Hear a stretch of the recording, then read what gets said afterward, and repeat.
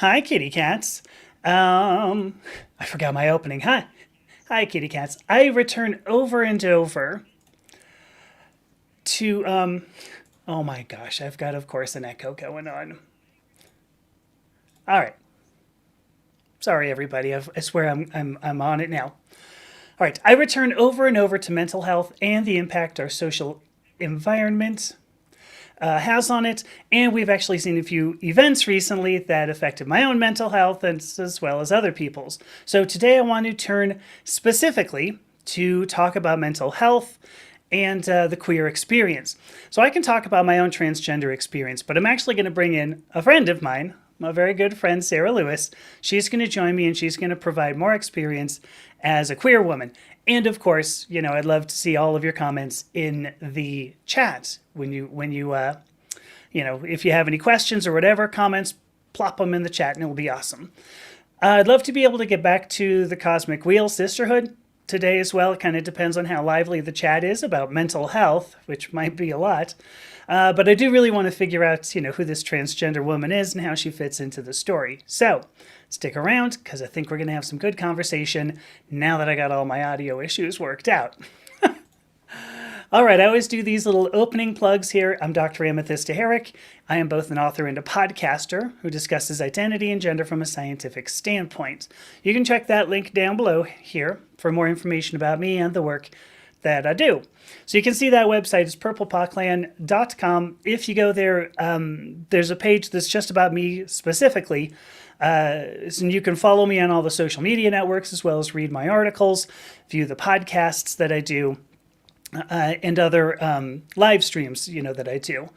I also have a lot of content here on the website about some of the work that I do, which includes helping people through identity transitions, not necessarily gender transitions, but identity transitions, and my work as a hypnotherapist, helping people deal with chronic trauma, exactly what we're about to talk about today. So if you like this content, I hope you will consider subscribing down there at purplepawclan.com.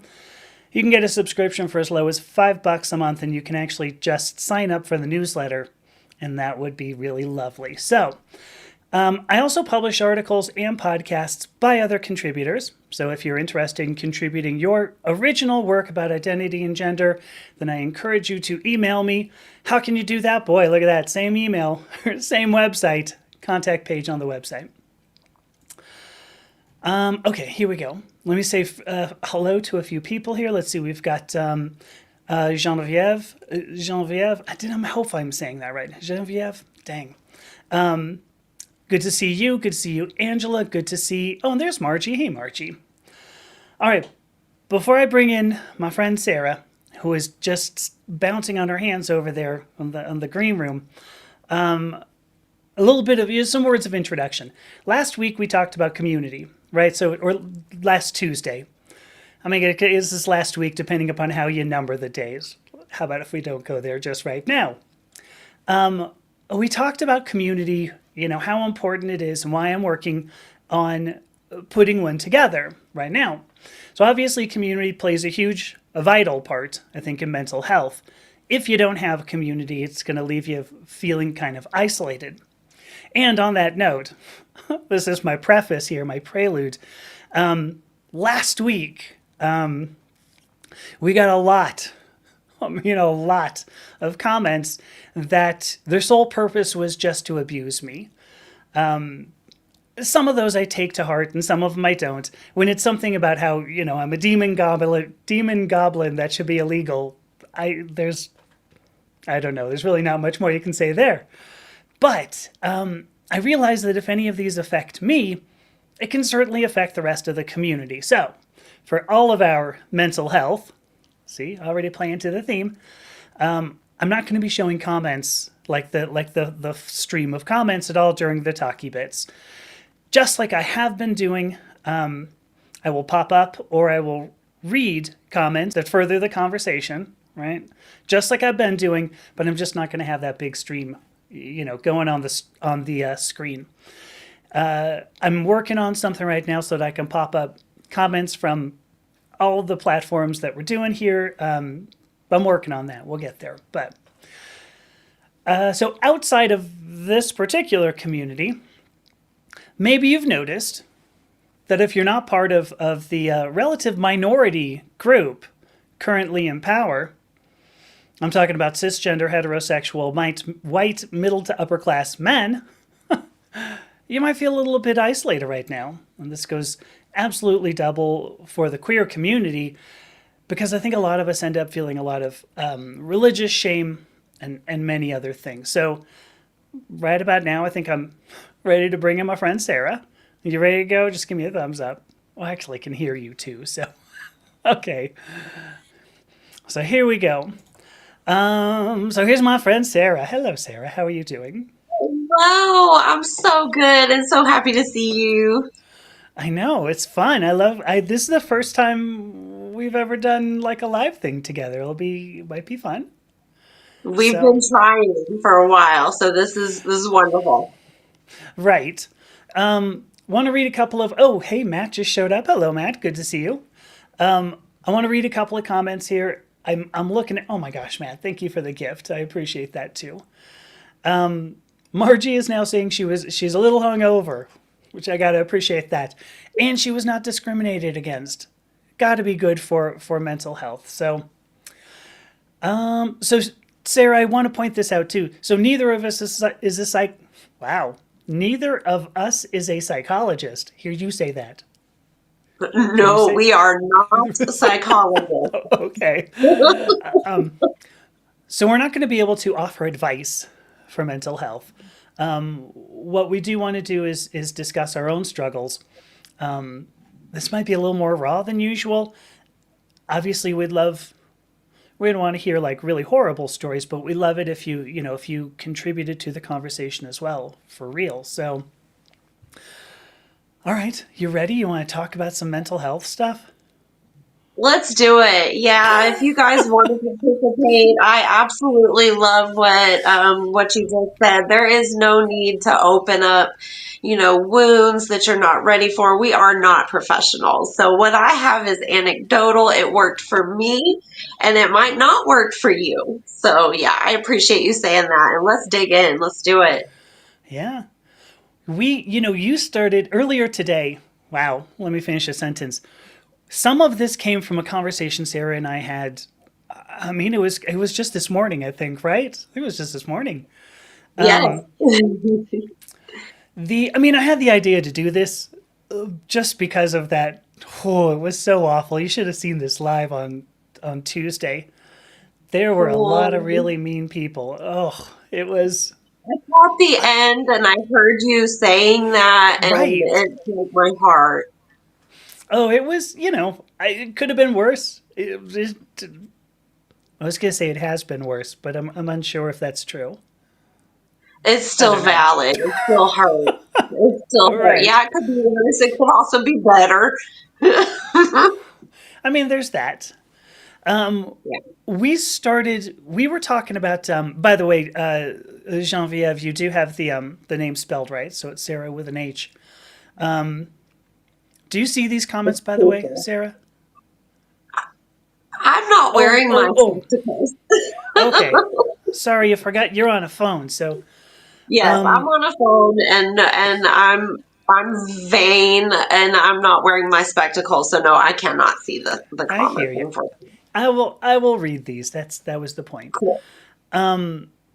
So we had originally this morning we were talking about childhood, right? Because you were like, you asked me the Yeah. question, do I still find like moments where I go, oh yeah, well that was an indication that I'm queer. Do you want like when did? Let me ask this first. When did you know you were different? Ooh, right away I knew I was different. I was really, really fortunate. I was raised, by a very conservative set of grandparents and great grandparents. They were a lot of things, but one thing they were not were homophobic. And Oh, so I grew up surrounded by folks of different gender identities early on and sexual identities early on. And so I'm real grateful for that. And my mother was in recovery. So the years that I was spent around her, there were a diverse group of people that I was regularly around. And so fortunately, I had more info than most. That's And good. so, yeah. So when I would watch movies or TV or listen to music, and celebrities are kind of your first crushes sometimes, Yeah. I noticed that there was no discernible type, so to speak. And when I say that, I mean I was certain I was going to marry Michael Jackson for a very long time. And I was equally certain that Sinead O'Connor would absolutely love to marry me, and Annie Lennox, Boy George, Katie Lang, David Bowie. Oh gosh. And so a pattern definitely was there, in that there was no pattern and there were lots of genders and colors and expressions and body types and all of this. And so, but I didn't know what that meant, because all I knew was the binary of you were basically gay or you were straight. Yeah. I learned about bisexuality later in middle school, but in the 90s in middle school, if you said you were bisexual, you were just a slut and you were greedy. And that's just all there was to that. So I kind of, ran right back in the closet and didn't really figure out I was pansexual until much, much later in my 30s, and I Yeah. think I shared that story with you as well. So I knew at the beginning, that since I had attraction towards people who were designated female, that I was not straight. That much I knew. Mm. And that I was certain of, probably from 6, 7. Okay, not bad. Do, do you know I had that same experience too when I used the word bisexual. People are like, "What are you, just greedy? You know, just gonna take all the men and all the women?" And I'm like, "No, that was not. I mean, sure, if they come after me, fine, but not like on purpose, right? I mean, Right. I don't think I had forgotten about that, but I had gotten that comment too, that it was like, oh, you must just be a slut. You'll sleep with anything then. And I'm like, well, I don't think that's what that means, but if that's where you're going. Yeah, But see, exactly. so Matt brings up the point, and I will actually address this, because Matt says they were worried about that because you're such a knockout. They knew you'd pull anyone you wanted, and I do want to recognize that. Yes, it was absolutely true. Sarah has seen a picture of me. Wait, Matt, you've seen a picture of me from those days too. Is my graduate school days that I was Wowza. hearing that. Yeah, well, It was wowza. still presenting masculine, I suppose. Depends on how you want to think about how masculine you're thinking, but what? So I had this similar thing though, where it was like when I was younger, because I'm like, I don't know, 6, 7, that it's like I don't really distinguish between I'm just like, well, this looks like an interesting, a beautiful person, you know. Ooh, you know what? Hang on. I wrote down notes, not for this show, but I keep, when Sarah and I talk, I'll write down some note to go, I need to follow up on this. Let me find that. It Here's helps how you because put I'm it. very scattered and I will talk about everything under the sun in 5 minutes. You here we oh actually hang on, let me read this too. So Margie also says, see, I think this is something we know fairly well.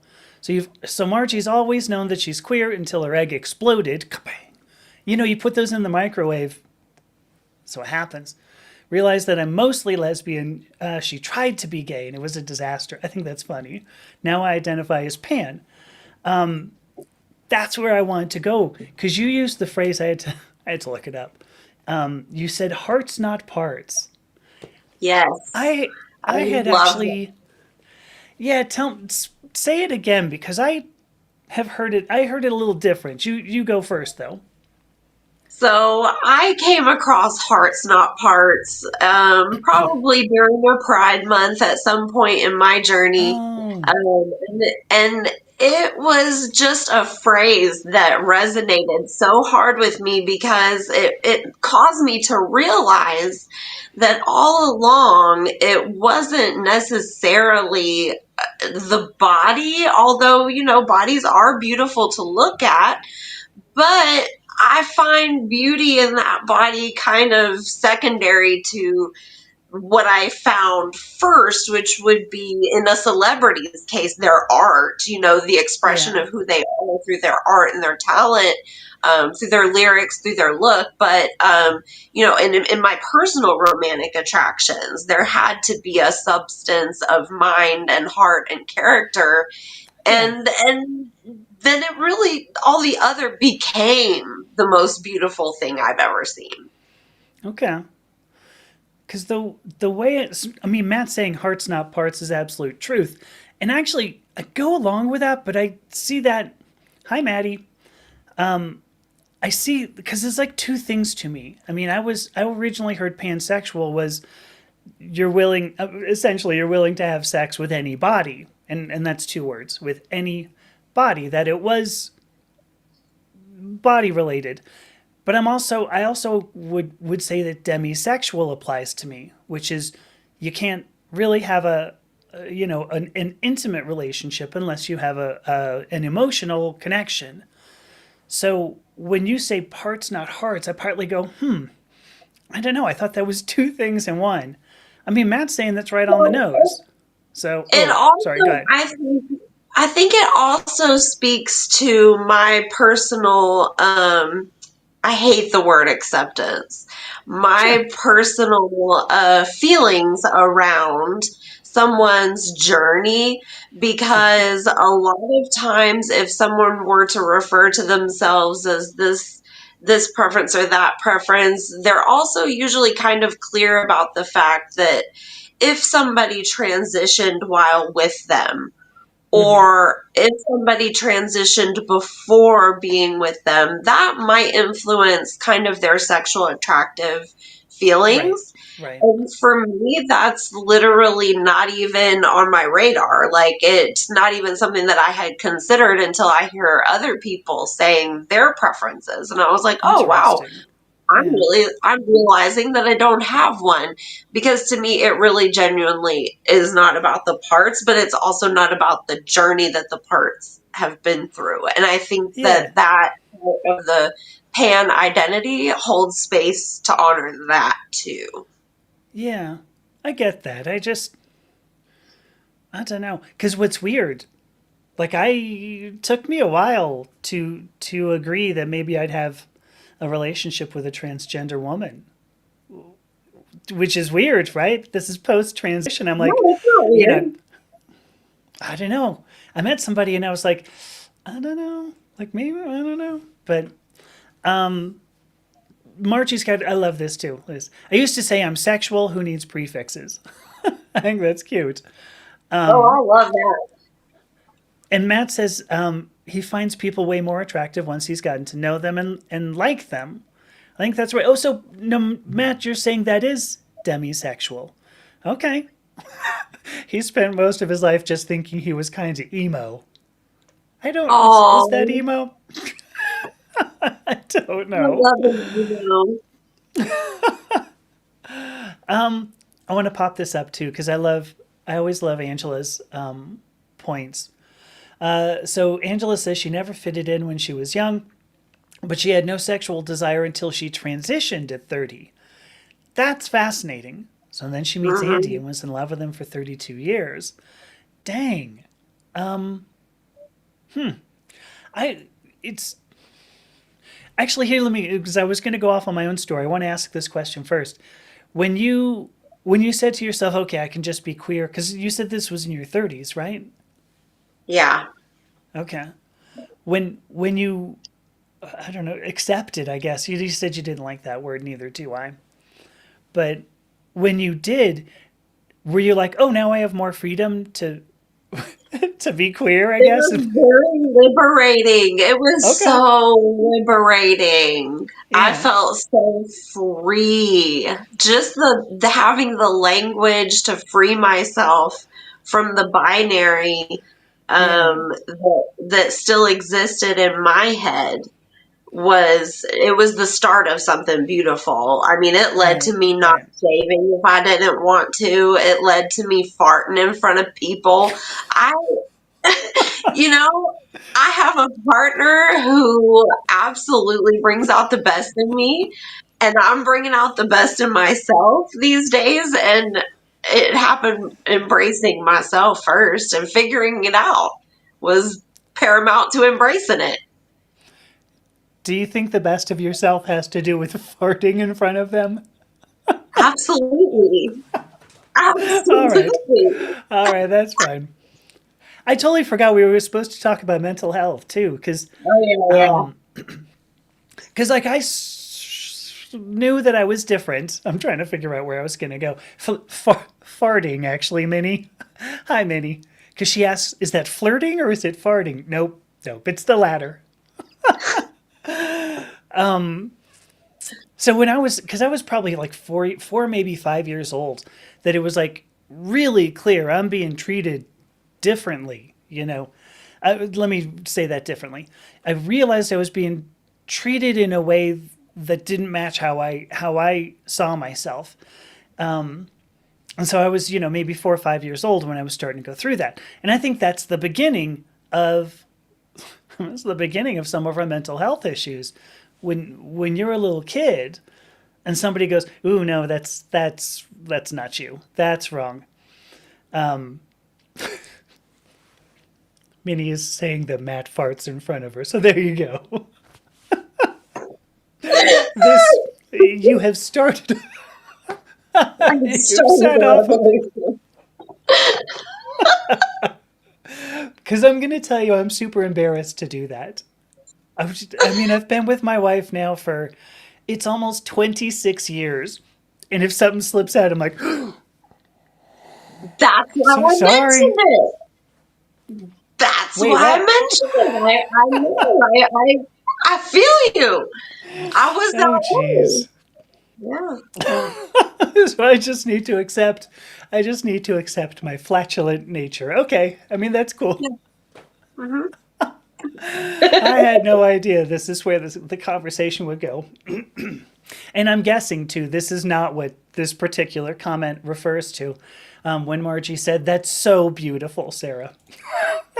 Thank you, Margie. I want to go back. What was I saying? What I was saying, though, like 4 years old or so, it's certainly by 8, I knew, my gender was not fitting in with the way other people saw me. But you were even saying, what, 6 to 8 or so, you realized you were attracted to just people, not a particular. My mother tried really hard. It's not wrong, but she was always telling me, "Oh, you just love those blonde. You just love those blonde women, don't you? Blonde women. You always love blonde women," and would like point out, there was a show. What was it called? It's a Living, maybe, with Ann Gillian on it.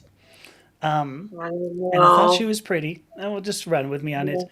But then when Splash came out, that movie Splash, Daryl Hannah, I'm trying to think of who all. But my mother was like, would point, but look at here's somebody you should like, and I'm like, okay. I mean, like I'll get there. Like I mean, I'll figure this out. When I'm like 6. But my point is that she was continually kind of going, hey, look, here's a direction I expect you to go, and I don't think that hurt so much at the time at all. But I guess I don't know now. I don't know. You said that you were accepted, which is good, but I don't think that's a common thing. Oh Is what I no, was I trying to say. wasn't accepted. Oh no, I was Oh, exposed, not accepted. wait, I thought you said that they were not homophobic, though. No, they were not homophobic, Okay. but their precious granddaughter, definitely was expected to marry a man and bring Okay. home the babies and Okay. do all the things. Now, if there was one time, my very first girlfriend, she moved away. Her mom moved her out of state, so we were writing letters. and my grandmother found the letters. And this was my grandmother's first evidence of anything that was real Oh gosh. concrete, besides, Okay. me shaving my head and dressing like a boy for a whole summer and like that whole thing. She put her head in the sand about that. But then when she found the letter from Renee, she came unglued. Mm. And she was like, "What do you mean that you are, this is insane. You are too young and you don't know what any of this even means." And, Oh gosh. it was, but I mean, we were Roman Catholic, so there's also the religious and the purity culture. And Sure. my grandmother's stance was very clear. If you find yourself in a homosexual condition, you are to abstain. And that is her Condition. official position. That is Wow. out of her mouth to your ears. And Yeah. that was what she preached to everyone. She believed that it was not a choice. You are born that way. She was very vocal about that. She Okay. was very vocal about the AIDS epidemic and the AIDS crisis, that it cannot be transmitted through casual contact. And she was a vocal advocate for her cousin who died during that time. Mm. And so she championed the community in a lot of ways, but according to her religious faith, she would say your responsibility is to abstain, to remain in good standing with God. And Wow. so that is the caveat. And yeah, she definitely did not accept it from me. And I think if there had been any girlfriends after that, it would have been some mess. It would have been a real problem. Yeah. Like, to my mind, what that says is, look, it's okay if you're gay. Like, just don't be gay. Because that's, it's Don't not act being gay on it. that's the problem. It's being gay that's the problem. Just, Right. I've Yeah, got just a, live without love, just live yeah, without touch and affection, live without sexual yes, gratification, live without, all these things that the human body needs. right, right. We do. Two things I want to read. One here is actually Minnie's, who says, I gotta read this. My mom would just threaten us with death if we were to turn out a little fruity. I don't I don't know that I quite got that. That could not be good for mental health though. I mean, wow. That's a bummer. Here's the other thing. You have a true love when you can totally be yourself with your partner. Absolutely. I mean, I think my wife's seen the best of me and I think my wife has seen absolutely the worst of me. you know, I continue to wonder why it's still been, why we're going toward 26 years, finishing up the year 26. But what does that sound? Finishing up year 26. That sounds like, That's a big number. We love it. it is a big number. It's just a weird way to put it. So, I've got to ask too, Genevieve, you've used AW-S. I wish I understood what that meant. Do you mind typing that out? Because I've seen it and gone, I don't know what that says. I'd love to know. Okay, so a couple of questions. So you had said that your grandparents were saying go be gay, but don't go be gay. Do you see that as like a religious trauma? You told me another story of religious trauma, and we can go there if you want to. But Oh, yeah. oh, Yeah, Angela we can Walker Scott, do it. if you want to do it, do it. Yeah. Um, so purity culture and religious trauma obviously get wrapped up with homosexual identity Oh and the yeah. journey of figuring all that out. Most of us deal with that worldwide. That's something that I think Oh yeah. we all have a touch of. But so for mine specifically, so yeah, we talked about how my grandparents felt, and that is really how my church felt. Back in Kennesaw in the 90s, it was real shocking and surprising for me to hear that coming from my religious leaders. And I knew it was different and I liked that. But later on, as an adult, I ended up in a full-fledged cult, not knowing any better. I was at a vulnerable point in my life and found myself messed up with the Independent Fundamental Baptist Church. And they took a very hard line on the issue. When they Really? say, oh, there is no ifs, ands, or buts about it. Excuse me, I'm a child. If a man were to lay with a man the way he lays with a woman, it is an abomination. You are going to Sure. hell. There is There even you go. those feelings. God knows your heart, and God even knows those feelings. And if you don't get right with Him about those feelings, you are doomed to hell. It's an extreme. And it was weird because growing up Catholic, you have like the seven deadlies. You know, these are Sure. seven specific sins that will send you do not pass go. You're not going to purgatory. You're going to hell.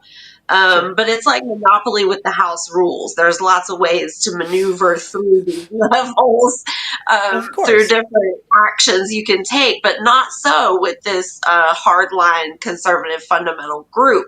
And so those voices, when I did come out, were there and they were loud. And I thought Sure. about how my children would feel most of all, because by the point I had deconstructed the cult and deconstructed my idea of gender and sexuality, at that point I'd lost all my family. I'd lost connections with the cult. All I had really was my children. And I Okay. wondered, how is it going to affect my children to find this out about their mother? What will they think of me? Will they think that I'm a Jezebel doomed to hell and dooming them to hell and all of this? And then I just remembered who their mother was and remembered that what I put in those children from the beginning was love. And if they can see me Mm. any other way because of this, then I didn't do my job. I didn't Oh show them that I gosh. love them. And I Wow. know now that they are adults. Two of them are full fledged adults, and one of them is knocking on the door of it. Mm. And I'm so proud of the person that I can be because I'm honest with myself and the world at large. And my relationship with my kids is right where it should be at this time. Yeah. That's amazing. I appreciate how you took that as your responsibility. I'm going to tell you Yeah, that's not because my parents blamed me for what it's worth. If I didn't turn out, to be to admire every single thing about them, that's on me. Something's wrong with me. Not that they might be people I wouldn't admire, I suppose. yeah, The you quoted Leviticus 18:22, or at least paraphrased it, right? And that gets used all over the place without us really knowing what abomination meant, of course. Um, is Leviticus 18? I think that's what that one is. But I also want to read this one because this is a phenomenal. Here's a great comment from Minnie that says she dated a preacher once. So technically, she had the body, the blood, and the of Christ. I'm not worthy. Oh boy, that was beautiful. I know. It's like I've been sitting on that for a couple of minutes. Wait, I'm like, okay, all right, we got to get to a point where I can where I can use this because it's just too damn funny. I am kind of That curious was how you good. ended up with a blood. I don't know. That's I mean, unless you're talking about like the sacramental wine, in which case, sure. I was kind of hoping maybe that had to do with the preacher, though, so we'll see. But what was I going to show up? Okay, so Sancordia, we've talked about a religious cult. First of all, hi Sancordia, I didn't know you were there. I'm glad to see you. Struck a nerve here with this because we've got Christians in name only are a curse. Oh, isn't that? If I leave this up long enough, Matt's going to drop a comment that says, "Yeah, it was in 2016." Right? What was the whole thing? 2016. Some like governing body of a church, whoever it was, Matt'll pop it up. I don't have to wait very long. but decided that Jesus was too woke for them. That tracks. That is That literally the tracks. literally the reason Yeah. you're in this religion. But um, Yeah. That tracks. Saint Cordia, I love this as well. Because we talked. Ooh, what's it now? 2 weeks. It was 2 weeks ago that I was in Atlanta, right? No, 3 weeks Yeah. ago. 2 weeks, three Ooh, weeks 3 weeks. already. Yeah. Yeah, I think so. Because yeah, it was like the first weekend of October or something. Yeah, it Who was. It knows? was. Um, but I was struggling with pride because I'm thinking, pride. How can I be proud of being born this way, right? How can I be proud of being born with purple hair? And this says right here, your story illustrates what? What are you chuckling about? I love the idea of you being born with purple hair. It's so obviously untrue. Just your That story messes me up a illustrates little. your story illustrates the meaning of pride, surviving all that crap and coming out with your head held high and your soul intact. Let's all just sit with that for a moment, because I think that is totally it. And part of why, I'm hiding, not showing comments, in part because I don't want other people to see some of the things that people will level at me. But I don't know. I've gotten to a point. I'm trying to put together like 4 different threads because I think it was my wife recently. I don't know who it was, but somebody said, I don't know how the hell, like, you can go in front of an audience and they say these kinds of things to you, and you either laugh or you don't, like, walk away sobbing.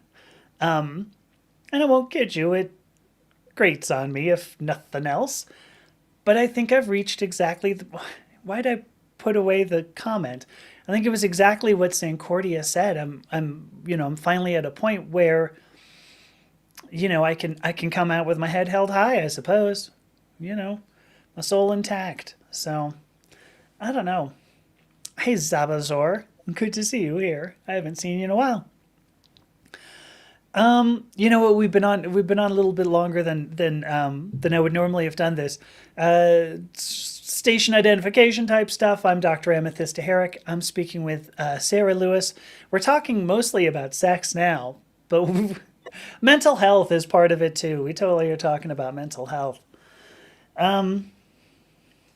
What was I going to ask? Oh, do you? I don't know even know how to back into this. My Much of my experience, I would say much of my queer experience has been through the workplace. Because, like, if I go somewhere else, like, who the hell cares? If somebody's going to be a jerk at like a bar, that's fine. Be a jerk. At work, it's more difficult, right? Because you got to work with these people 8 hours a day. And I think one of the best, possibly the best, piece of what would I call this? Advice that my father ever gave me was, you don't have to be friends with the people you work with. It was the whole advice. There's not much more. That was it. You may be going, how long did you know the guy? Well, quite a while. I mean, I was not quite 50 when he passed away. But yeah. Anyway, you don't have to be friends with the people you work with. So I always got a lot of trauma, especially when I'm in technology, right? I'm in the tech community, or the tech industry. Being a closeted transgender woman, that was pretty horrible. Did you ever I bet. get yeah, especially you get up into executive management too, and it gets, the higher you go, the worse it gets. You know, Mhm. I didn't care when I wasn't in any sort of leadership. And unfortunately, I always got pushed into leadership, no matter where I went. But I guess all I'm saying here was, have you had any issues with that? Have you ever struggled to, like, in the workplace? Well, I've been really, really careful with my workplace selections. One Okay. thing that has been important to me over the years is working in environments that will be accepting. Yeah. So, I started working in bars and restaurants at 15, and did that. Now, when my children were very little, I did work in a daycare so that we could all be in the same facility, Yeah. and I taught Georgia pre-K for a number of years. But beyond that, I have worked I work in seedy places on purpose historically. Sure. I work in nightclubs and hole in the wall bars. I was an exotic dancer in Atlanta for a time after my divorce. And I was allowed to partake in many things on the clock, and that was fine. So throughout the stages of my life, wherever I've been at, I kind of employ myself that way. And I'm also very fortunate that when somebody hears me inkling that I might not be straight, that's more of a ooh, I've got that privilege. All And right. so I have not experienced any level of discrimination. I know that if I had been open at the daycare, it would have happened. I'd probably been fired. Oh, Um, yeah, I would have been fired. Absolutely. In that town at that time. sure. Yeah. Yeah. Yeah, I mean, my my first job was in aerospace. So it was, aerospace thrives on nepotism. They love nepotism. So, I'm working around these people who had either been making weapons their entire career, or I was actually in not making weapons, but I worked at an aerospace company that did make weapons as well. I just didn't happen to be assigned to those projects, but you know these were, how about if I just say, it was a relatively conservative environment, and I've sort of feared to express myself, which is awful, I think. And by the way, because look, speaking of which, I mean, I'm still, every time you give us a story, Angela. So Angela was born in 1960. Her parents didn't know much about being gay, but I'm sure they knew I was different. They never suggested you get any kind of partner. I find that fascinating. I gotta tell you, because there's no way. My parents were like, "Oh yeah, here's a girl. Go look at this girl, see this girl," and maybe that was it. Maybe they're like, "Listen, we know you're different, so maybe if we just say this often enough, it'll change you." That's conversion therapy, essentially, isn't it? Is that about it? Yeah, I mean, Is that what it low is? key. Yeah, it is. Yeah. Here was the other one. Ooh, I'm gonna get to you, Victoria. Give me one quick sec. So St. Cordia says their own workplace problem is the assumption of being hetero. As they move around a lot, they have to come out over and over again. Yeah, Ooh. that's an interesting point. When I when I first started transition, there was I guess I'd call her a mentor. For the life of me, I'm forgetting her name. Oh my gosh. I'm seeing her face. How do I not know her name? Anyway, I came out. It was a strange thing. The day that I got, it was like 20 minutes after I had finished an appointment with my gender clinic, and they said, "Okay, we'll give you a prescription for estradiol." I went to this. There was a seminar being given, and I had no idea what it was. It was a Pride Month thing. I was like, "Oh, I'll just go to it." And how bad could it be? And it was a transgender woman that I reached out to her afterward, and I'm like, "Hey, would you like to talk about being transgender? Because that's actually that's was 20 minutes ago, literally 20 minutes ago, I got a prescription for this." So we talked for a while, and she was great. So great that I should probably remember her name, if nothing else. But just gonna have to let that go. She told me this exact same thing, though. She goes, "Listen, you have to understand this. As a transgender woman, you are going to come out every day." And so far, it hasn't been quite every day. But yeah, you meet somebody and Wow. they go, "So what was it? What was it like being a little girl in Los Angeles or something?" And you go, "Oh, sit down for a moment, because I've got to come out to you. How's your husband doing? Oh, actually, sit down for a moment, because it kind of is that's the experience, which sucks, right? It always does. Um, I want to ask this question. This is not for you at all, Sarah. Sorry, you're just gonna have to sit there. Okay. I'm Okay. happy. Yeah, it's fine. It's my show anyway, right? So It is. I'm not, I'm kidding you. All right. So Victoria asks, this is an exceptional question. What are your thoughts on coming out to your coworkers after years of presenting as cis? Mm. My when I the people who have stuck with me through my career, so I can name a handful because I don't make friends very easily. Sarah is a like a very huge exception because we made friends over like comments on a video, so that's not typical for me. But the the people who have stuck with me, of all of them, only one has said, "Oh gosh, I can't take this." Actually, really, what he said, just to be totally on the level, was, "My God hates you, and you are going to hell. I'm just trying to help you out here." And I'm like, "Wow, really? That's helping me out." Appreciate So thank you that. so much. Wait, say that again. Appreciate that so much. It was loving and caring. There's no hate like Christian love, right? Right. Oh, yes. Um, so the one guy from the aerospace job, I came out to him and he's like, "Oh, awesome. All right. Good to know." And I'm like, "Is that it?"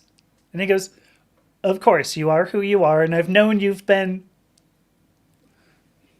fluid for a while." And I'm like, "Oh, okay, well, cool enough." And then if I zoom forward, other people I've kept in touch with have just kind of gone, "Well, just, yeah, I mean, sure, like this is you. We know that you're just a little." One person I thought I was going to have a big problem with because he is, I don't know, 75 now, something like that. I don't know, something like that. But I called him up and I said, "Hey, I'm going to transition gender," and I'm bracing myself because I thought he was going to go, "Oh, that's it, bye." And what he does, he goes, "Oh, does this like, oh, you're going to turn into a woman. All right, that should be good. Are you going to get your balls cut off? That's it." And I'm like, "I don't even know." But Wow. that was about it. So everybody, with one exception, in fact, I'm having dinner with a friend, with somebody I worked with next week, worked with pre-transition, obviously. Pretty much everybody has kind of gone, "Well, yeah, you're different, and it's always been different." I don't think that would be common. I think it would depend upon, especially in technology. I expected all of my friends to go, "Ooh, I'm dropping you," but they didn't. So that was weird, Victoria. I was really surprised. And I guess I just want to say thank you to all of the people who have been friends with me and stayed friends with me because, hey, let me go. Let's find another one. Now here, I'm curious about this though. So Margie's egg cracked after she lost her job at a machine shop. Oh, how'd that go? I guess there's a question. I mean, did your coworkers have a problem with this? Well, I'm waiting for you to answer too, because I realize you're not on the voice. Let me look at this one. Here's Sancordia. "I often feel I owe them no explanation as to who I am, but even mundane conversation on the coffee break can force me into the closet." Yeah. I think you're lucky, Sarah, to have worked in industries, that Yeah.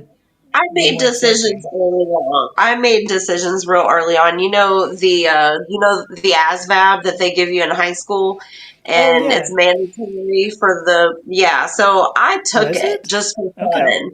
It's mandatory for the boys, but the girls can take it if they want. And so I took it because I like standardized tests. And it would give you kind of an idea of your aptitudes as well. And so I Yeah. did that, and people were getting letters and calls and whatnot. I got visits. I got home Wow. visits from these metal breasted motherfuckers. Oh, but No, it's fine. Go ahead. okay, good. Yeah, I'm talking about these guys showed up at the house. We want to talk to you about your career with the Marine Corps. We want to talk to you about your career with the Navy and all this Yeah. stuff. And I was like, no, there will be no career with any of you because honestly, I am trying to have sex, do drugs, and play rock and roll. And I knew that about me as well early on. And Sure. I did that. Yeah. I was a I did bit that. Now, nerdier, I think. granted, as a former gifted kid, I could have been a lot of things. I'm aware that I could have gone into professional zones, but I think the conservative nature of my upbringing gave me a clear idea of where I was and was not welcome. And I Mm, prioritized the good time. And yeah, I have regrets about that. I wish I had a college degree and had a professional career, but it's not something that I would have been able to maintain or protect. And yeah. so I did what I did, and I regret nothing really overall. I could have Good. those things, but I could have gotten those things and lost those things because of illness or natural disaster. So overall, happy with the decision, but it influenced it. Do you know what you do have now? I have It's everything. just What? you have my love. You have my love and respect, which is everything, isn't it? It is. It is. It's been about the quality of my life for sure. Right. Um, I gotta tell you, this is such an amazing. So Angela, sorry, I'm reading. I just should read this. Angela says, in her case, she has stories of her past, but she adapts it to her new gender. I just Ooh. find that so exhausting. I met somebody and I spent 3 hours, hanging out with her, and it was just so exhausting. It was only 3 hours. I can't imagine doing that your whole life. So I've got to. I mean, I wholeheartedly respect that because that Yeah, just for ain't sure. easy. Saying Cordia, I'm assuming this was about my friend with the question about gender affirming surgery. He also asked me if I was going to get a divorce. I think it was like in two breaths. He was, are you getting a divorce? You getting your balls cut off? Thanks, buddy. Wow. We're still friends. Do you know what Cut we right do to the though? meat and potatoes of it. I like Or people is like that. yeah Truly, I the do. meat right the meat and potatoes, the twig and two berries, Yeah. the I'm trying to make yeah thanks. I'm trying to make genitalia jokes and I'm not. I ran out of them.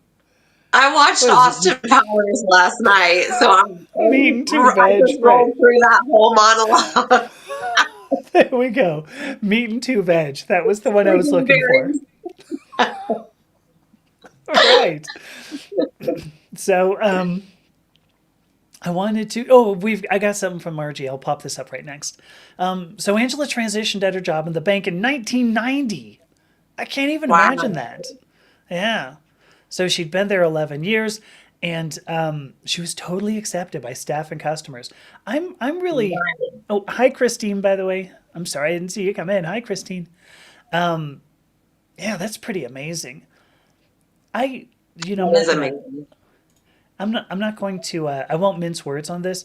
I partly retired from technology because I thought it was going to suck if I transitioned when I stayed there, and I thought it was going to be so hard. Transitioning wouldn't be worth. I think I Yeah. figured it would be hard enough. It wouldn't be worth transitioning.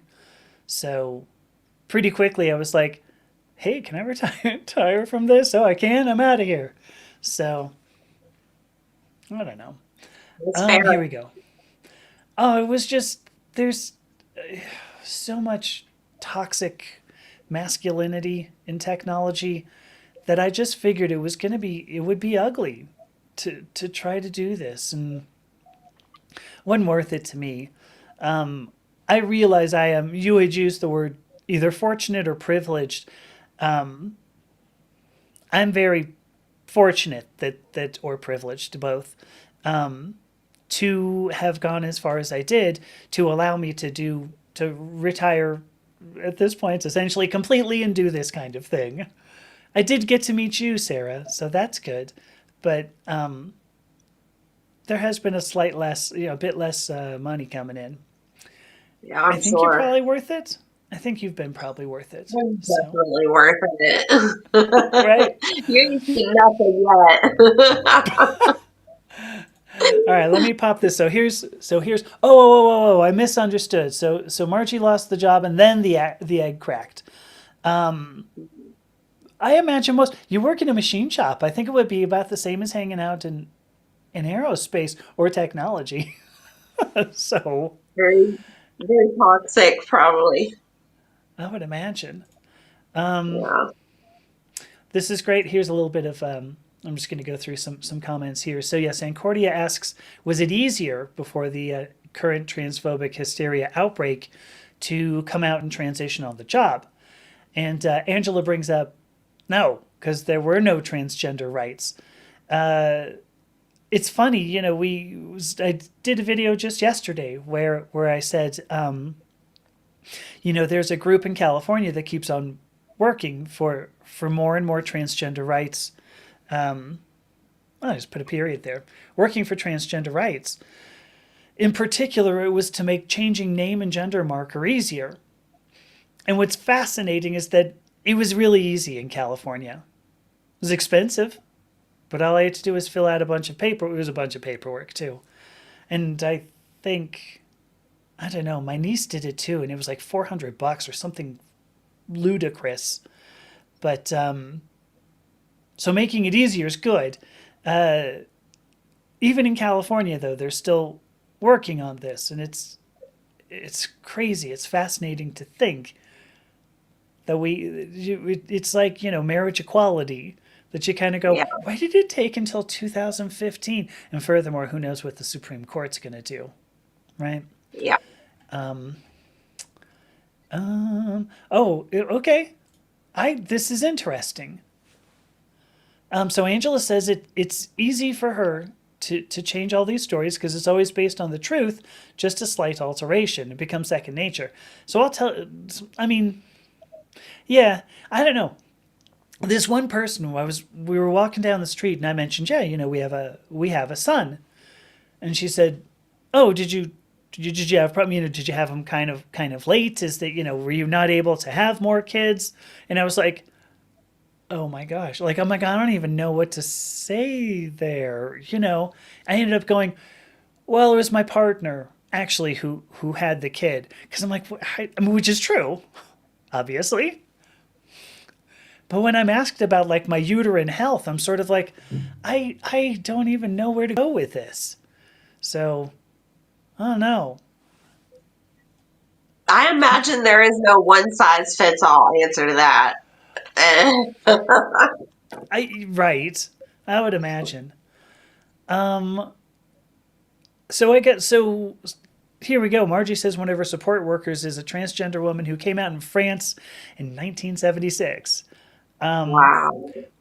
Louise Richardson's really close around there too. I know I had a podcast with Louise Richardson, and so anyway, go and see that one after this. But she was pretty amazing.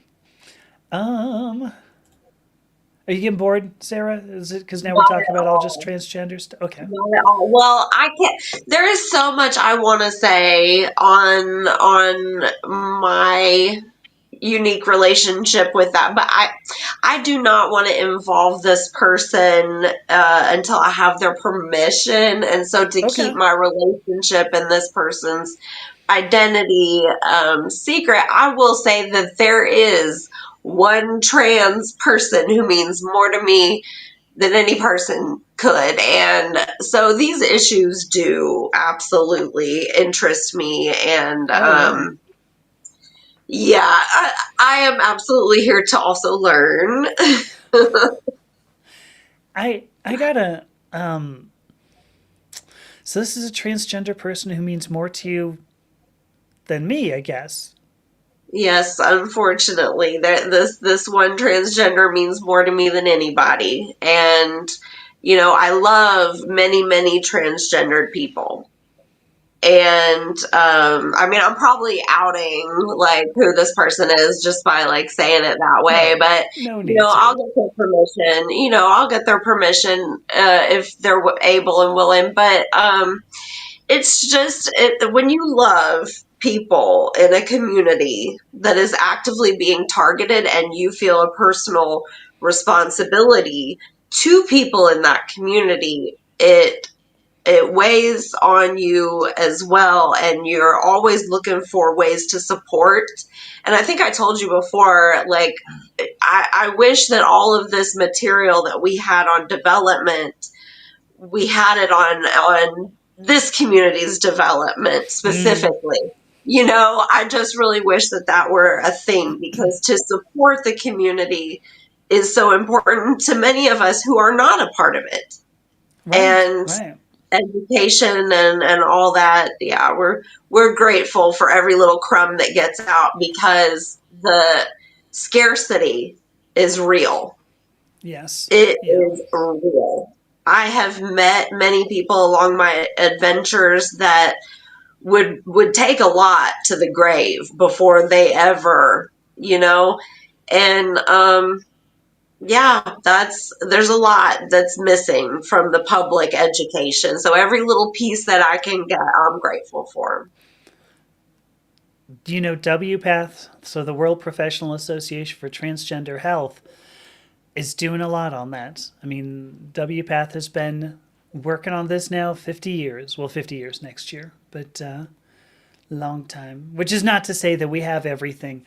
It is difficult to get that out.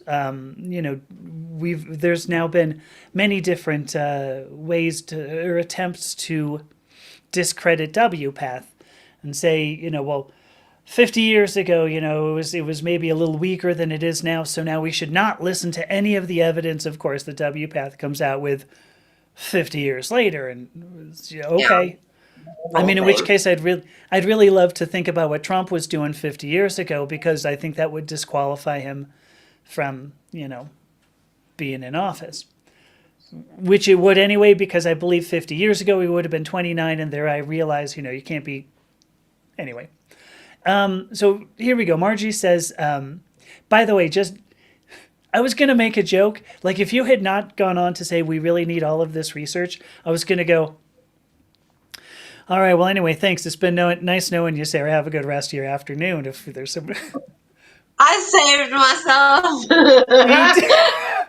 Well, it wasn't going to be true. I mean, I was just going to, I was just messing with you. But, Love you. oh, so, right. So let's see. New Zealand. So New Zealand changed name and gender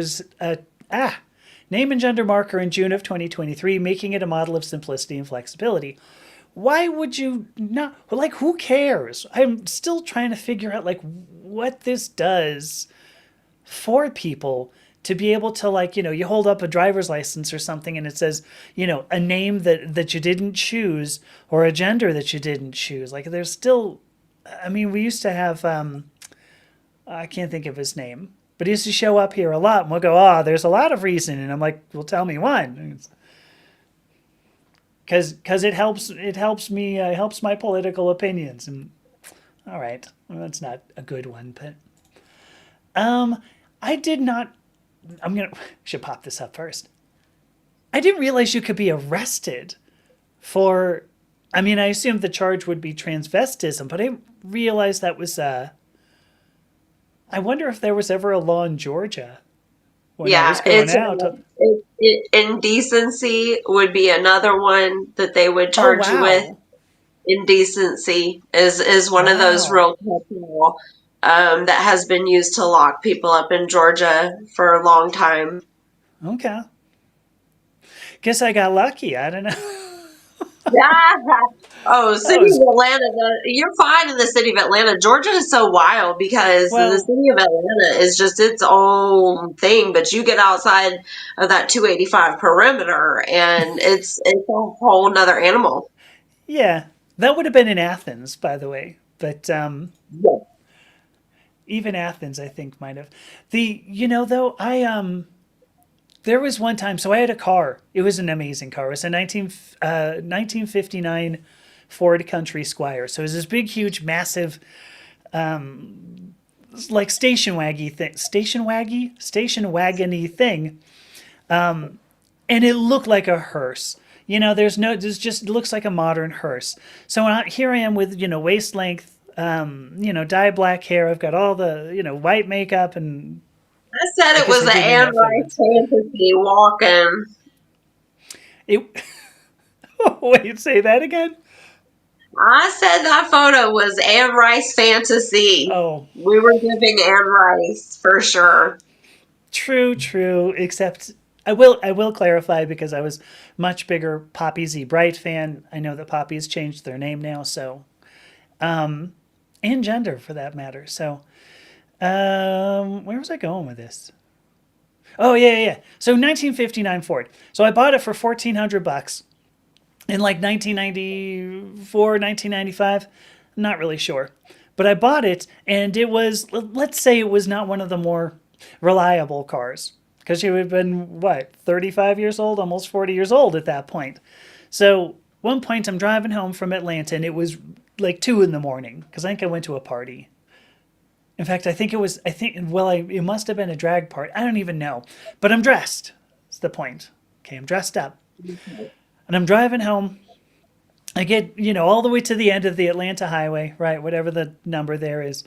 Had a car that was big as a whale. I had actually it had set sail, except I got to the end of the Atlanta highway, and then the thing crapped out on me. Okay, so I'm pulled over on the side of the road. It's probably 4 in the morning, maybe 5 in the morning. I know that it was light. It was light enough, or at least partly light. And I'm like, God, what the hell do I do? I'm probably like 10 miles from home. What the hell am I gonna do? So I pop the hood open because this is what you do. You go, well, my car broke down, so you pop the hood open. And you just kind of look around. I don't know. It looks like it's got spark plugs. There's a carburetor there. There's a little thing on the top that's, well, it seems that's tight.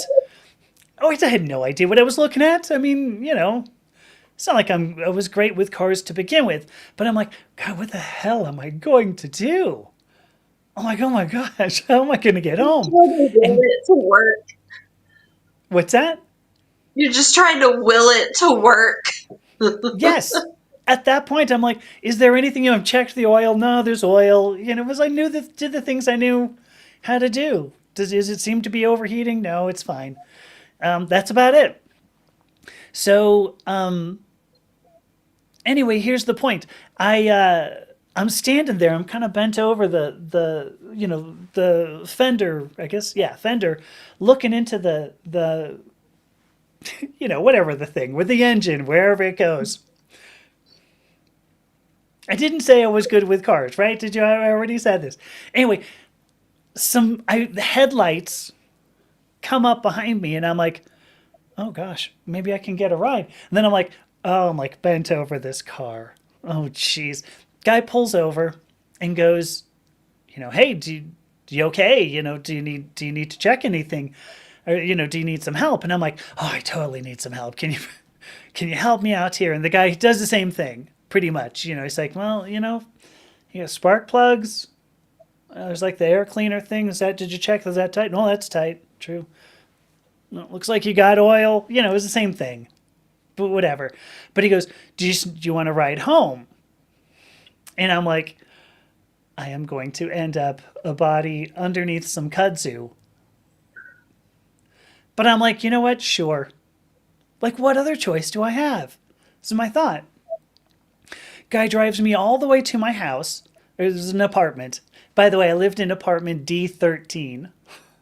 I was 13, right?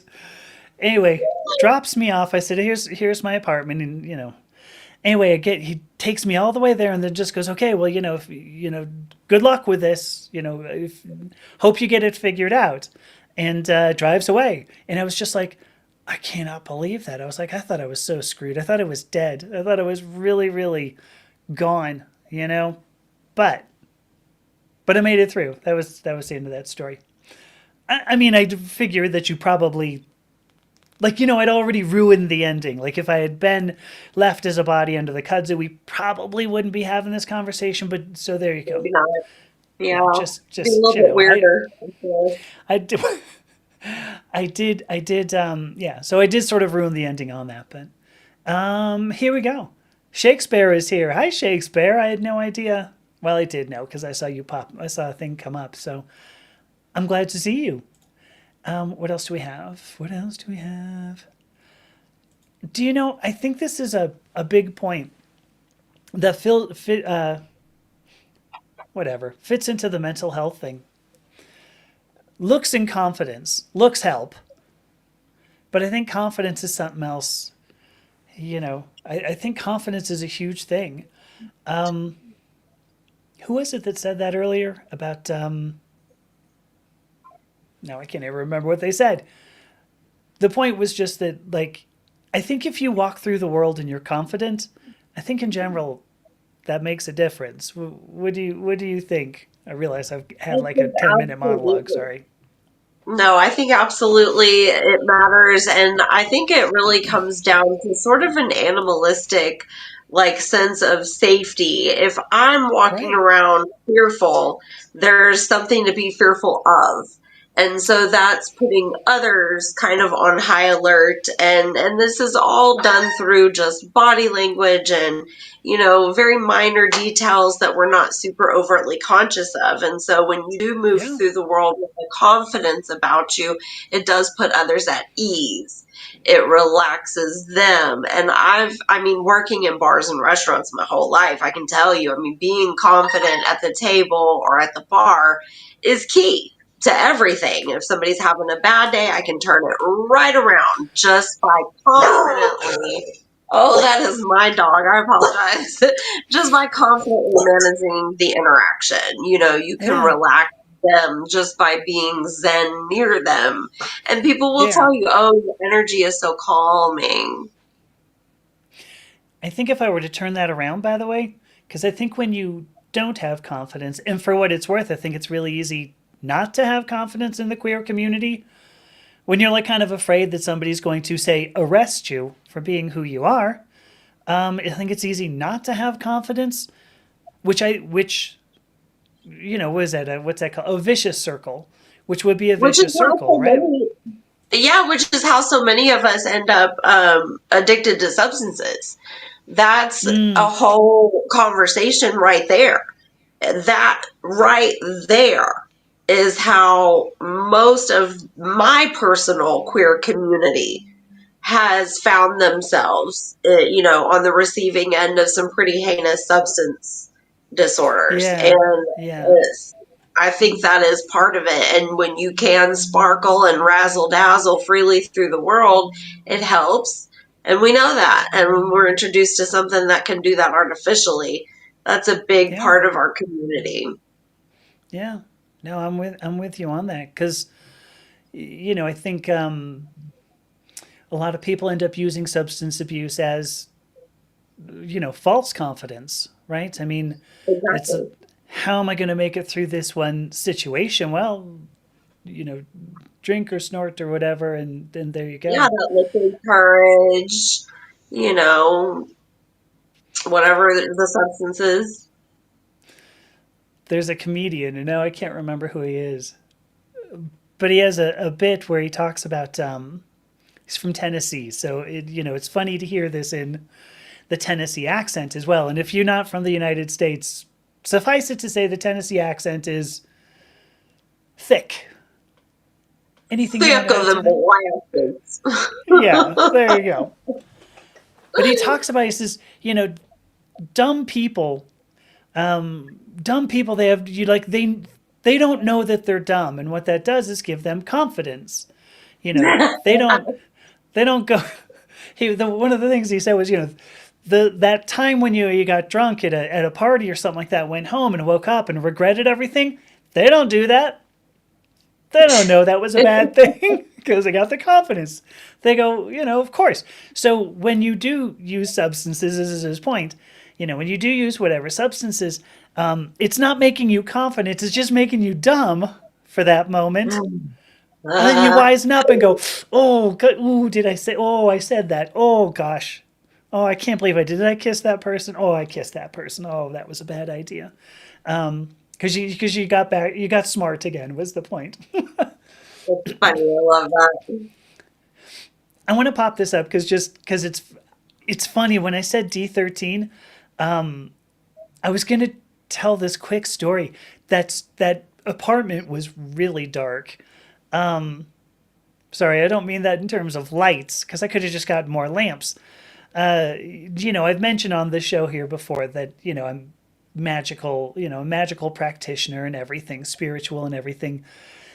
There was something ugly in that apartment. I don't know what it was, but it was pretty ugly. And there were a couple of times I remember waking up in the middle of the night and just going, "Oh my God, keep your eyes closed, keep your eyes closed, keep your eyes closed. What is that Oh, thing? I don't know." I get I got goosebumps happening now thinking back to that. oh, Oh, it's such a creepy apartment. When I moved out of that, I was like, "Whew, I can sleep much better." So I don't. This is interesting here. The mention of being dead reminds me of Christians. I wish I could just leave the comment at that, but they refuse to believe in trans identity, but still believe their own souls go on to heaven even as their bodies lie rotting in the ground. Yeah, I mean, some the Christians mental gymnastics. I mean, are impressive. Are impressive, no mhm, doubt. it should be an Olympic sport. They Agreed. would medal every time. Yeah, yeah. So Shakespeare brings up again, confidence is huge. That's awesome. I like this too.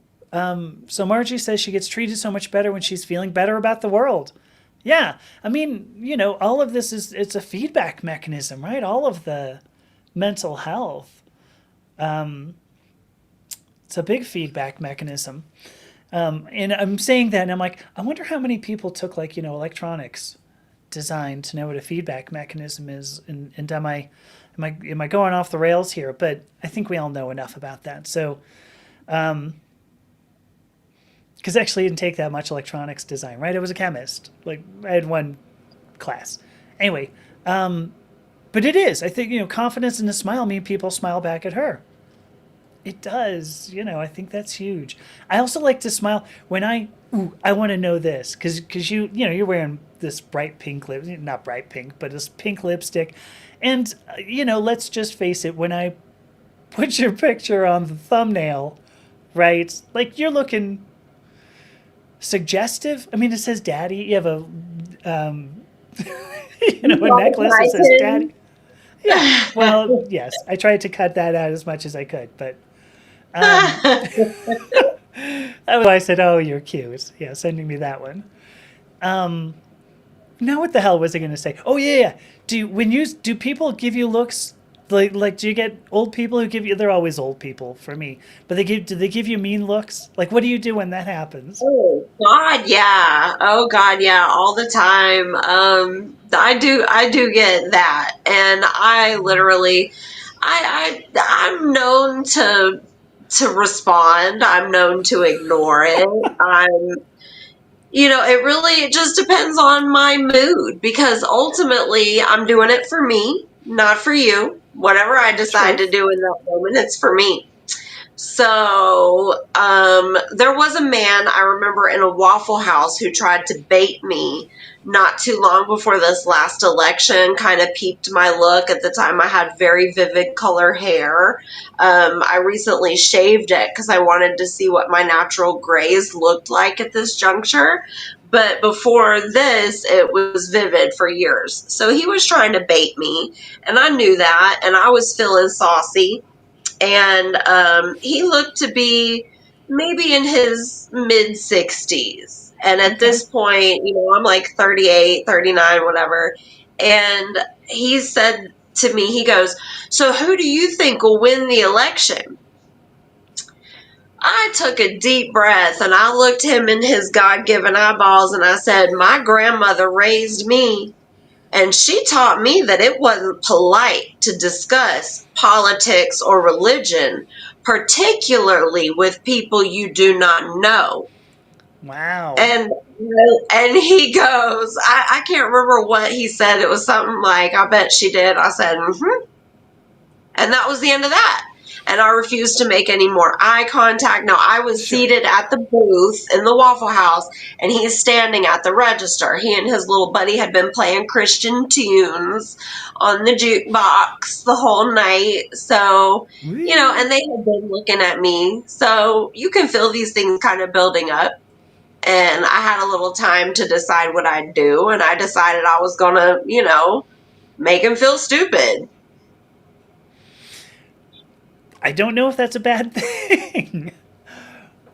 When I was all wearing when I was in Georgia, how about if I say that? When I was in Georgia and I was all black and pale and tragic, it's different than what I do now.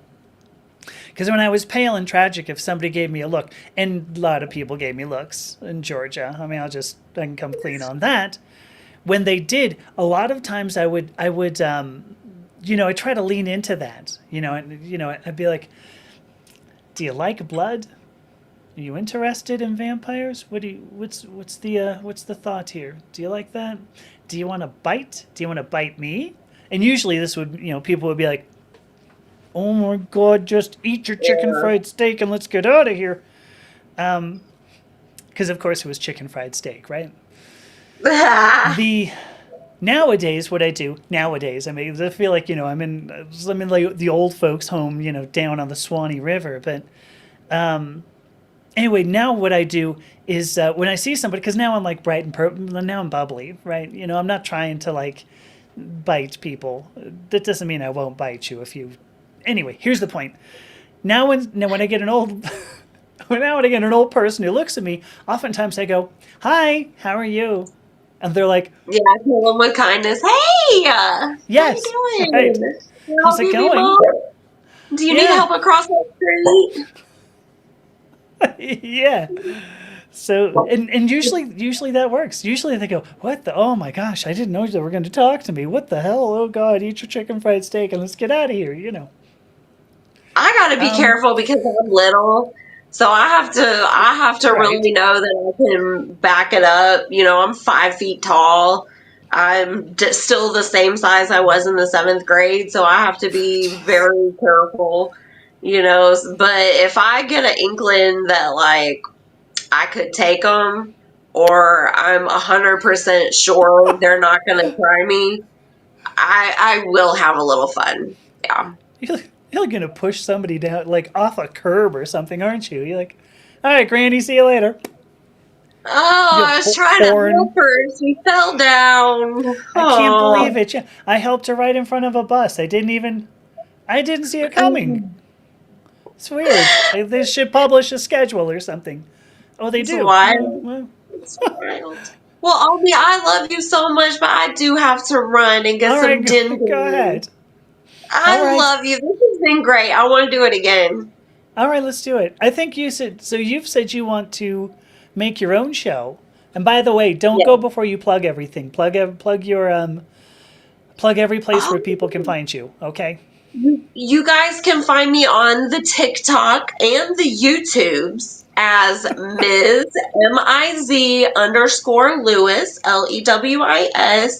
If you are of the Instagram persuasion, I am Sarah Lewis Actor. So y'all feel free to check me out. I do a lot of activism. I'm an ordained minister. Um, I get into all sorts of shenanigans, and I do have aspirations to a talk show. Telling my story and telling the stories of others is very important to me. Yeah. So I Yeah. appreciate you guys letting me chat with you today. It was fun. Thank you so much. Thank you. Let's catch All up when right. you get done. Text me. Okay, I will. Okay. Bye. Bye. Love you guys. All right, I'll go to the other one here so that you can drop it. So now you can drop out and it doesn't break anything. All right. Bye, Sarah. All right, I'm going to run through some comments here. I see there's a ridiculous amount. I'm 12 minutes behind. What gender are Christians when they get to heaven without their earthly bodies? So this is interesting. Canon does say that angels are genderless, except, right, if you look in, I think it's in Genesis, the story of Sodom and Gomorrah, right? Lot had angels come to his house, and there were people who showed up and go, we would like to sleep with these angels. And then he offers his like teenage, it was like his virgin, teenage daughter, 12-year-old daughter, which is, I mean, maybe not one of the greatest stories here in Genesis, but I'm sorry, I'm trying to think of one of the stories that was good. So yes, I've heard that. I think that's Catholic canon. I don't think that's Jewish, if that makes a difference. But let me see. Oh, look at you. Good for you. Got clean. Shakespeare got clean from substances in 2014. Ooh, gosh, you were in like L.A. Skid Row. Oh my gosh. Yeah, I've been there. I didn't spend a night there, but I've not pretty. I agree with you. I don't think drug use is. So sorry, let me just read this. So Shakespeare says they would view drug use through a less stigmatizing lens. Is a symptom of other issues in life. I don't disagree with you. Its use and reliance does have benefits. Shakespeare says, not just a thing that turns you stupid. I agree with you. There are definitely there's definitely value. I think when life is that bad, I think it has value. So I don't want to disagree with you. In fact, look, Margie even says. By the way, I'm going to maybe I can impress you with my Hungarian pronunciation because that name there. So does Dr. Gabor Mate, a profoundly wise man who is also Hungarian. Gabor Mate. So, there are some of the. What are some of the? Oh, Anita's here. I didn't see you come in, Anita. Forgive me. What is that? What is the ayahuasca? Is that the name of it? That it's a a psychedelic substance, and I forget. But anyway, here's the deal. That obviously helps a tremendous amount with people opening up their mind. And I know that sounds super duper. Oh, Hella Dedry is here. Hello. I know that sounds kind of like Andy Warhol, not Andy Warhol, Abby Hoffman kind of tune in, tune off, however that goes, drop out. And yet, I think ayahuasca, I think is what it's called, ayahuasca maybe. I think it does a similar thing that hypnosis does, and I'm not plugging once again for hypnosis, although probably I should. It's a similar thing. You can bring your subconscious forward and start to learn from it, so it's pretty good. This is a frightening thought, which is why I wanted to pop it up. When you look at mental health, of course, I think a lot of us are very concerned that there are so many weapons out there that could be used against us. And that's frightening. Definitely makes me more afraid to speak up. There have been times that I have thought to myself, do I really want to keep doing this? Especially if I'm going to talk about the Second Amendment. I don't know. It's a good question. I love this. Thank you, Margie. You're Sarah's 4th YouTube subscriber. So I'll tell you this. I don't think she's been on the platform. I don't think she's been posting to the platform very long. I only, for what it's worth, I only noticed I wasn't subscribed to her today. Because I went to her page and I was like, oh, I thought I was subscribed to you. Whoops.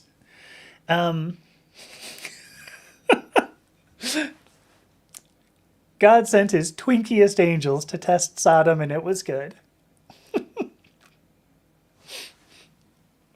So true. I don't know. Because see, maybe he sends his the most nubile 12-year-old virgins as well. I don't know. That's such a weird story.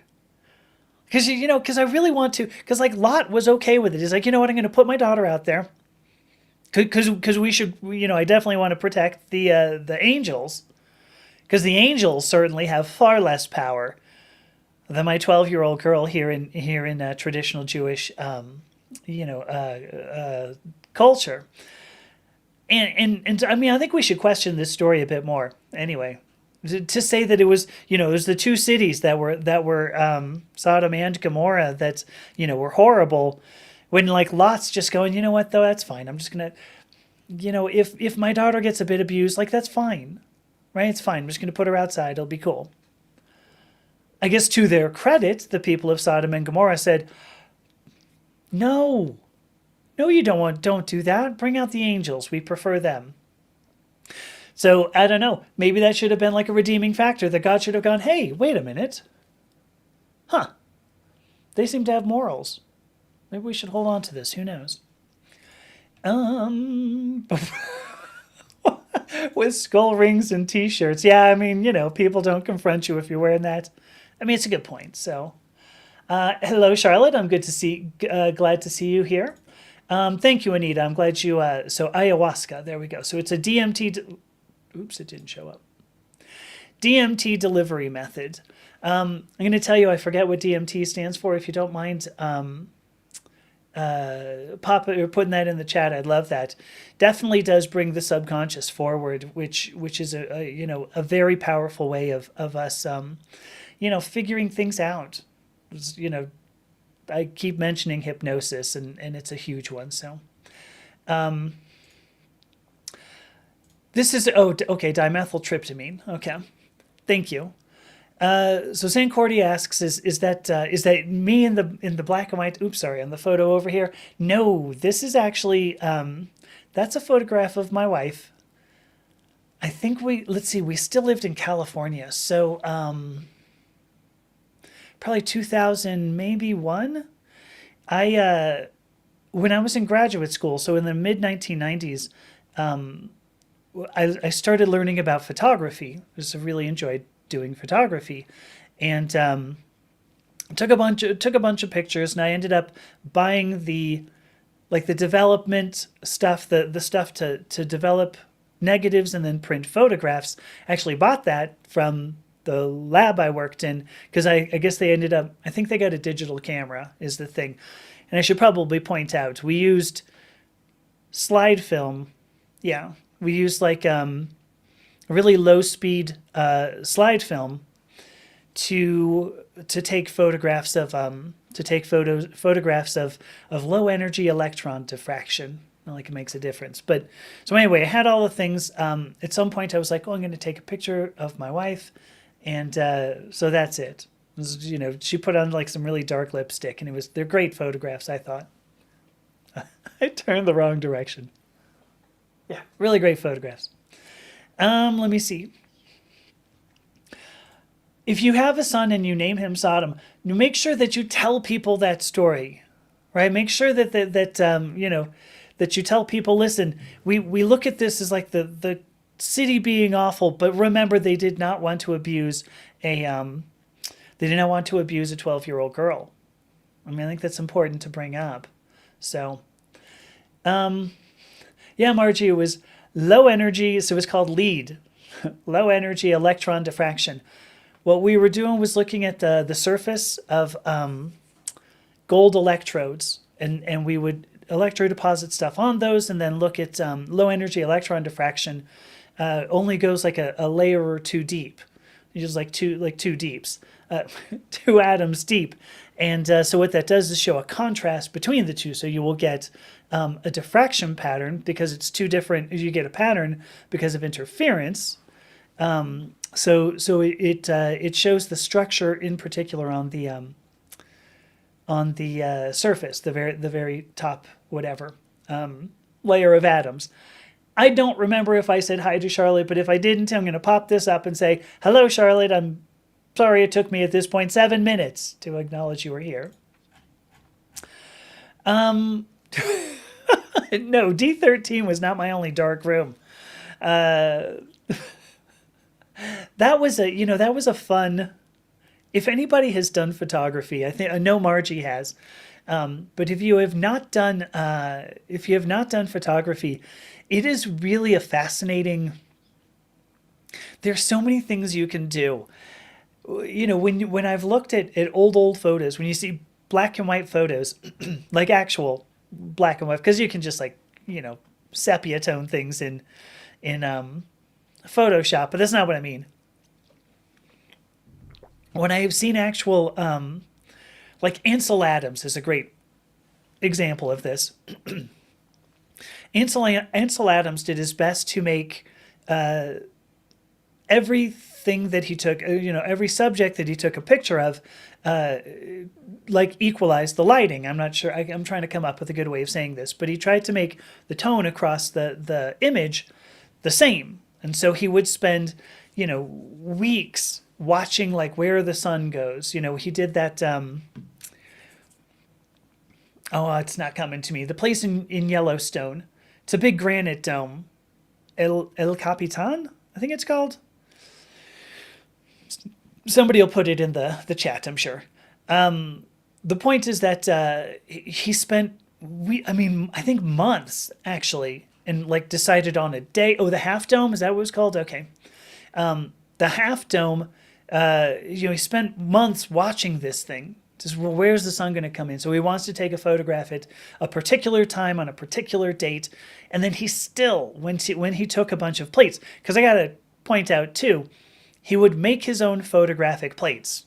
So it was, a piece of glass that he would, you coat it with, photographic schmutz. I'm sorry for all the science there, but photographic schmutz.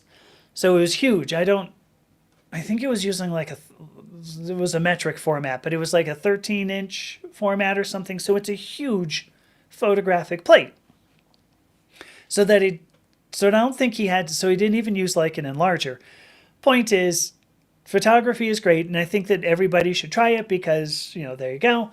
And the other thing too is that you get to sit in a dark room, maybe with a red light on, which really improves the mood as you're like breathing, acetates, often things that you go, ooh, I don't know if I really want to be breathing this the whole time. You probably don't, and you're in a closed room, probably with like, a curtain over the door as well to make sure that no light gets in. It's a real experience. Tremendous experience. So, let me see. What do we got here? Yeah, do your research before deciding on the name Sodom. Lucifer might actually be better. I don't think there are enough people named Lucifer in the world today. You could also call him like Luce, something like that. I don't know. This was I'm gonna pop this up, and if it bores somebody, and I'm sorry. I love the idea. So Rutherford discovering the atomic nucleus. Yeah. In case you have not heard of this, Rutherford took a piece of gold and pounded the piece of gold. Pounded to the point where he could shoot alpha particles, as Margie says here. Helium nuclei, shot helium nuclei at this piece of gold foil to the point where the gold foil the alpha particles could get through it. So it was like atoms thick, not many atoms thick. Of course, depending upon how energetic the alpha particles were. But he proved that there was a nucleus because some of those alpha particles bounced backward, which would only happen if you had clearly a dense central nucleus. I guess it doesn't have to be central, but a dense nucleus. It was an amazing experiment, and apparently one of the best parts of the experiment is that Rutherford spent days pounding this. He apparently was pounding and pounding and pounding and pounding and pounding and pounding and pounding. And, I've just got to think about, early days of science when you could get, your name on something, like the Rutherford Bohr atomic model, just for like pounding a piece of gold. I don't know. You kids these days, it's harder on you. There you go. Minnie says she had to step away to scare the town folk. Yikes. Yes, yes, yes. Here we go. Oh, Sancordia. So let's see. So Angela loves taking photos. Sancordia. Oh my gosh. Sancordia says all the older ways better. I do the same thing. With digital, I often question if it's been artificially altered, but I had a fascinating conversation with somebody about Photoshop a couple of years ago. It's not that big of a deal.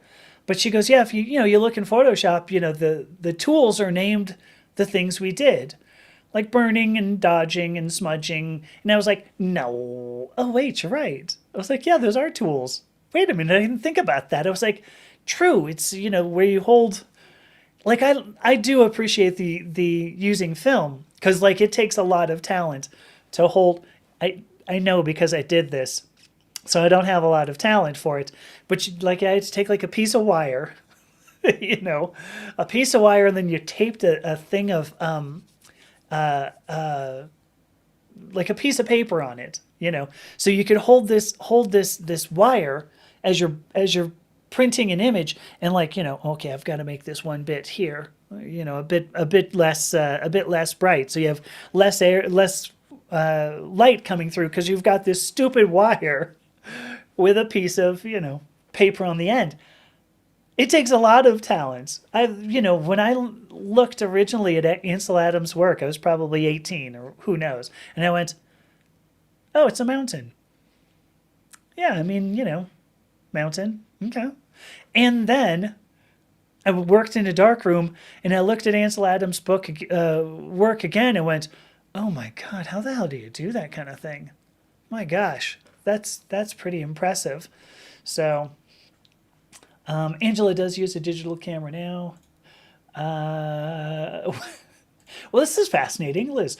Margie and Rutherford have something in common, that they had inverse physical voyages from Montreal to Wellington, and then Rutherford apparently did the opposite. I didn't know Rutherford was from New Zealand. For some reason, I always assumed he was British. I thought he was British. I have to pop this up because I love this. And as long as we're talking about photography, which we weren't, because it really had nothing to do with mental health, Sancordia says, photography to me is historically documenting a moment in time. They prefer to take flaws and all. I like that. I can kind of roll that into the whole idea of mental health, since I do have about 20 minutes I could still kill. Because one of the things that we didn't end up talking about, because we were just talking about sex and then later drugs, which, I think is pretty much most of most of our existence, or most of us here, it was part of our existence. Finding mental health care. I know Margie will have strong opinions on this. It's difficult for the queer community to find mental health care. Very difficult. I'm roping this into it to say, the moment in time, when you document a moment in time and all of its flaws, humanity is filled with flaws. And we end up going to, a lot of times we think of mental health as some sort of a lapse of our humanity, that there's something wrong with us, and so that's why we need care in terms of mental health. And I disagree with that. I realize, Sancordia, you said nothing of the kind, and I'm taking this and running with it. But I think we spent a lot of time believing that what we feel is wrong. Of course, we're told that. We just spent an hour talking about when we were young, that we get told we're wrong, and then we can't get out of it. That it just ends up, continuing to hurt, and that's what makes us, have difficulty as adults. So, although I did read this, I wanted to rope that into, in some way, the idea of a mental health journey, because mental health, is not simple to maintain. And I also want to point out too, this was something I thought we'd get to and we never did. There are people today, usually they're self-righteous. That's the word I want to use. I was trying to think of what I want to use. You have people who are self-righteous who say, well, I have the mental health, and that's how I can tell that these queer people do not. We because I've got the mental health. And the thing is, like, there is nothing healthy in the attitude that you are like, the chosen people. There's nothing healthy about the attitude that, some people are inferior to you, no matter what it is, whether it's by sex, by race, by whatever. There is nothing healthy about that. And so when we think about mental health and people go, well, that's not for me, right? I mean, obviously I've already got it. I'm a cisgender, what did I say before? Cisgender, heterosexual, white, middle to upper class man. Obviously, I got the mental health. And you also hear this. Usually it's from people who also clutch their pearls. When you talk about what Sancordia just did, which was sex, drugs, and rock and roll, they go, oh, well, rock and roll's okay. I guess I did like Elvis. So long as they didn't show him from the bottom, just from the neck up. So anyway, that is not... I do want to at least point that out once in 2 hours worth of talking. That is not mental health. What that is denial. It's denial, which brings on depression frequently, which brings on more denial, which leads to people ending up becoming more and more dogmatic in their entire lives. Because when you see people, my wife and I were talking about religion earlier. When you see people who cling to a dogma as opposed to questioning it, because it's in some way comforting. There we go. When it's in some way comforting, you're not talking about somebody who has mental health. You don't have somebody who is healthy because they cling to this dogma. They're clinging to that dogma as evidence against it. And there we go. If I had a mic, I'd drop it, but I don't. Just suffice it to say, I can't drop this one. It's on an arm. See, so worst I could do is push it away and then bring it back, and you go, wasn't that interesting? I like this. So Angela says, I'll move this a little back again. Angela says she has a lot of moments in time which people will never see as they don't show the real you. That's interesting. I think that is a big aspect, just to draw this back to mental health. I think that's how we end up struggling with mental health. And I'm not saying, Angela, that you're struggling with it now. I don't know if what you mean is, from 1990 back. Because I think that's what I would say. When we don't show who we are, when we feel we have to hide ourselves around people, it's evidence that we are bad people, that we are in some way wrong if we're in some way bad.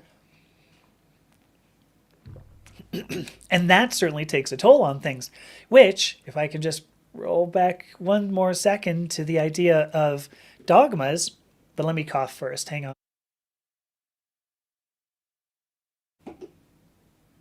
Okay. If I can roll back to the idea of accepting dogmas, I think a lot of people accept dogmas as opposed to showing the real them, and that is why it ends up being just a mental health nightmare, just a complete mental health nightmare. So anyway, hopefully that all was even vaguely sensical. Thank you, Margie. I appreciate this. My comments on mental health and wrongness is bringing tears to our eyes. This is the source, I think, of all of most of our problems. Our belief that we are wrong. And I don't think we see that just in the queer community. We see that in the anybody who's religious. A lot of people who are religious. It's our sense of wrongness. Society's sense of wrongness when applied to a person that I think is what makes it so difficult to live in the world today. I do want to pop Don't want to pop this up. I believe it, I believe Anita, you are. I believe you are actually asexual. So, I mean, I think there was a reason: no smoking, no drugs, no sex, because I don't think that interests you. Because the thing is, I actually would use this as well when I was an undergrad, because I was so nerdy. You know, I didn't really care for cigarettes. Tobacco makes me, I don't know, kind of itch a little bit. I didn't know where to find anything on the way of drugs. And there was certainly nobody who wanted to sleep with me. So, which might be untrue. I actually, you know what? Let me tell a quick story because I got time. Actually, let me show this one first. St. Cordia says accepting flaws and all is also an important part of mental health fitness. Totally agree. I think that is the definition of mental health. Stop. I think that's the one of the definitions. Hi, Maddie. Maddie's back. When I was in high school, this story goes nowhere, but I was reminded of it. When I was in high school, there was this really, I mean, amazing. I believe her family was Mexican, if I remember correctly. Her name was Carly. I don't know her last name, so it's not going to make a difference. But this amazing looking Mexican girl that I knew, woman, that I knew I was like a senior in high school. Okay. I just thought she was amazing. She sat in front of me in my Spanish class. That's how I met her. And I was just like, wow, God, oh my gosh, just loved her. Really, truly, truly just adored this person. She was a great person, super duper kind, super nice, super accepting, and very easy on my eyes anyway. So I remember one time, so it was the senior prom, right? You get the senior prom. So that happened. I didn't go because I'm like, why would I go to the prom? I didn't like being in high school. I didn't like the people in my high school. I didn't like my high school at all. I was like, why am I going to go to the prom? Presumably as like a celebration of being in high school or whatever it is.